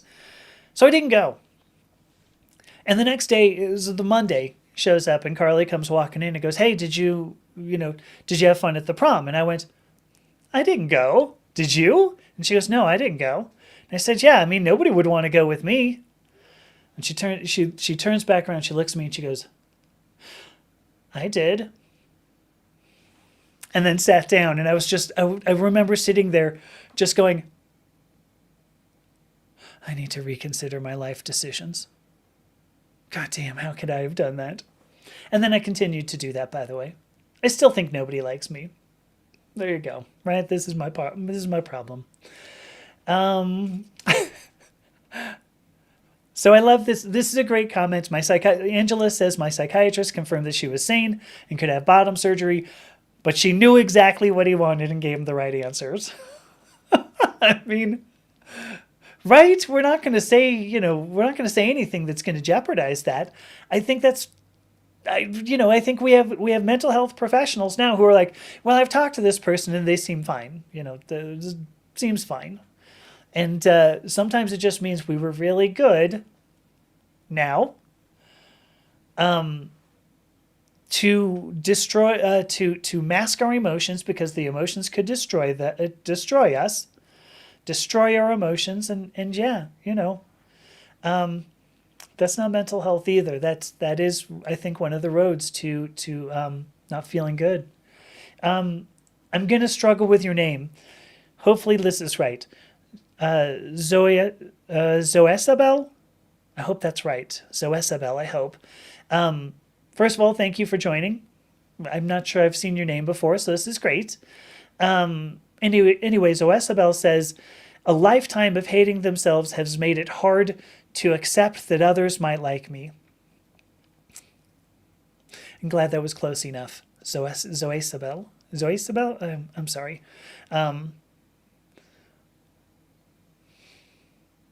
I wish I could pop this up. Oops, I didn't realize I still had this up. I wish I could pop this up on the screen. A lifetime of hating myself has made it hard to accept that others might like me. You have 100% described. I'm laughing because if I don't, I'm going to end up tearing up and like breaking down. You have 100% described one of my issues there. So thank you. Thank you, first of all, for catching me unaware and having to admit that. But that is beautiful. I think that is completely true. What else do we have? So agreed. Not only are we talking about illicit substances, agreed. There are prescription medications that definitely that are definitely beneficial. And I would never say don't go and get medication, because I think it's important. I ultimately was able to get off of. I had an antidepressant and an antipsychotic, and I got off of both of those. But it's still hard. I mean, all the things that I did had to do with a meditation practice and many other things that support mental health. And so, yeah, I would never say don't go and get medications. Let me see. Oh, yeah. So, Margie says she's completely disabled from stress. She has loads of time for reflection. The unfortunate thing is if you reflect on this world as it is today, doesn't that just add to your stress? It's kind of it's a bummer. It's a real bummer. Anita, thank you for your clarification. Anita says she's not completely asexual. Hi, Jesse, and thank you for the gift. Thank you so much. Let me see. What else do we have here? Oh my gosh, I'm sorry. There's more comments than I thought. So Charlotte says, for trans people, we've hidden ourselves all too often for our detriment, and that self-love can be hard to find again once out. Yes, I think that's it. We get trained to believe that the person we really are is a bad person. Otherwise, people would treat us like we really are, right? And then it's ridiculous, too, because then we become like we really are, and then people treat us poorly. We can't really win here. So thank you, Charlotte, for that comment. I like this, too. I'm going to pop both of these up. Oh, I'm almost at the end. Society is cruel. Humanity is dumb. But hope remains intact. And I think that is a beautiful sentiment that I kind of want to end on. Hi, Amber. Hope should remain intact. One of the biggest problems with mental health, at least for me, has always been I struggle with the idea of struggle to keep hope. How do you keep hope alive? Which is a Jesse Jackson quote. Turns out he gave a speech where he said, "I say this to you, keep hope alive." And I'm going to tell you, when I heard that, I was probably like 12. Probably not, because I was not in election year. But I remember hearing that and thinking, it was probably 1984, actually, come to think of it. I remember hearing that, and it meant nothing to me. Because here I am, right? I'm like 13, whatever, 14, who knows? But I'm a teenager. And it meant nothing to me. And now here I am lots of years later. And I don't think that there's anything greater, that you have to continue to keep hope alive. Because if you don't, that's the end. And so I appreciate that, St. Cordia. It's a beautiful thought. Charlotte, I also want to say thank you for that gift so much. Thank you so much. Oh, gosh. I was going to quit on that, but this one really, really jumps out at me. Back in the day, one of my friends' circles, we celebrated suffering and seeking new rock bottoms. I mean, so Shakespeare goes on to say there were a strange bunch called themselves the France Avenue Fiends. I think that is totally true. I know that in industry, certainly in industry, we say, hey, look I worked more, I suffered more. And I'll agree with Shakespeare again here to say that is not a help. That is not good. It's not good to suffer. You're not supposed to suffer. You're not supposed to seek new rock bottoms. Don't do that. Love yourself and value yourself. Rejoice and love yourself today, because baby, you were born that way. All right, everybody. Thank you so much. Thank you, Sancordia and Charlotte and Amber and Zoesabel. I'm sorry. And Jesse and Minnie and Matt. Thank you, everybody who showed up here. I know every time I'm ending, I do this, but this has been truly amazing to be able to talk to anybody today. And so I say thank you to you all, and have a good rest of your weekend. And I will be back this coming Tuesday at 5 p.m. Yeah, 5 p.m. Mountain Time, and we're gonna do it again. Thank you all. Love you all.